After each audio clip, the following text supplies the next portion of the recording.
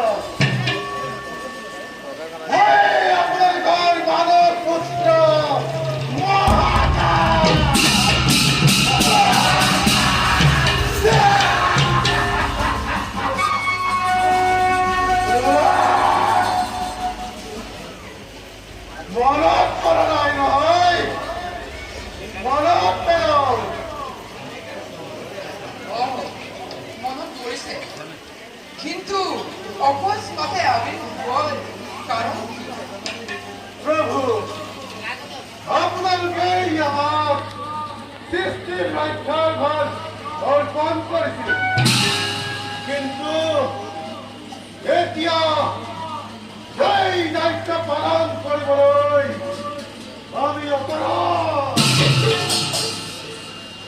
তাৰ কাৰণ কি মহাশয়? পৃথিবীৰ অন্যায়, অধৰ্ম, অত্যাচাৰ আদি দূৰ সীমা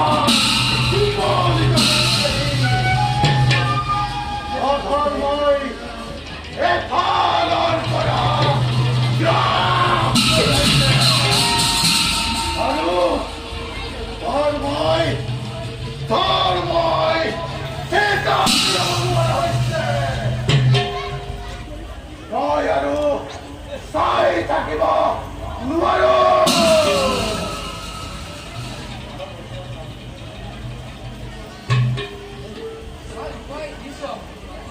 তাৰ উপায়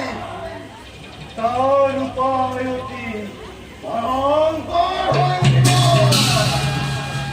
পৃথিৱীৰ মহাপ্ৰলয়ৰ ঘোষণা হ'ব।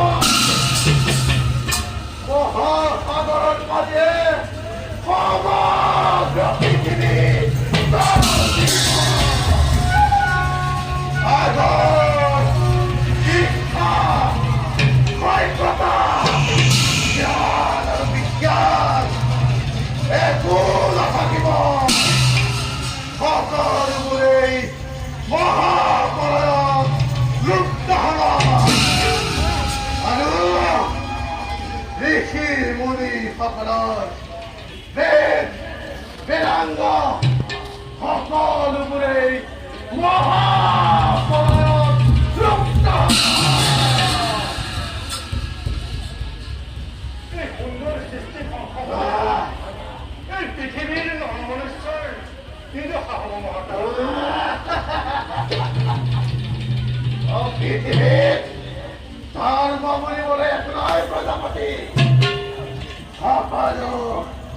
সকলোৱে অধৰ্মই এফালৰ পৰা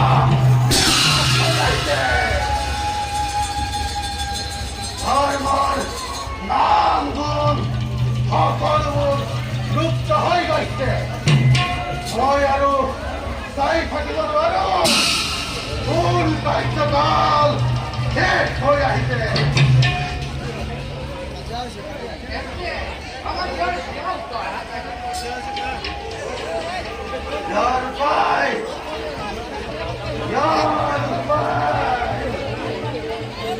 পৃথিৱীৰ সপ্তাধিপৰ ভিতৰত কেৱল জম্মুদ্বীপৰ ৰজা সত্যভাত এই পালনকাৰী মহাপ্ৰলয়ত কেৱল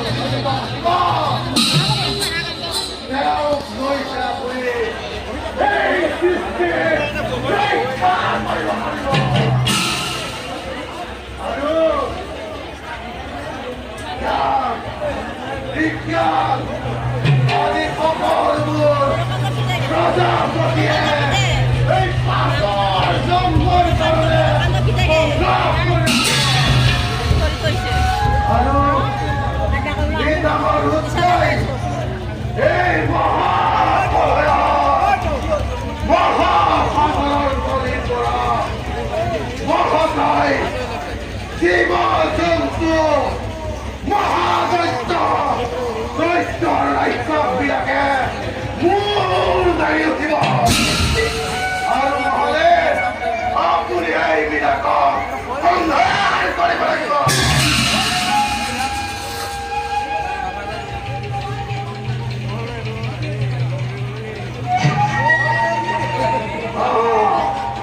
আপুনি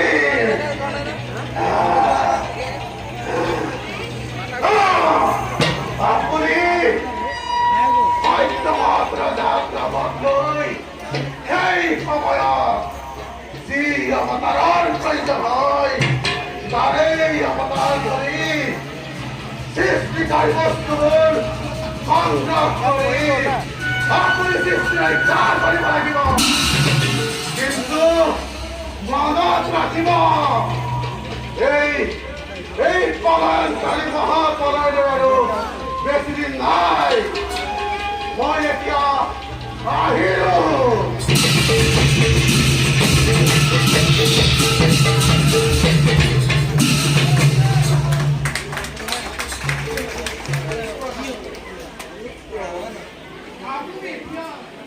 বাকী যিমানবোৰ বেদবিলাক আছে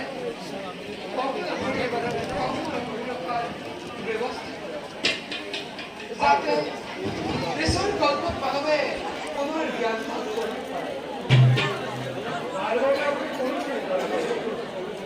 মই সকলোবোৰ সংগ্ৰহ কৰি ৰখাৰ ব্যৱস্থা কৰিম।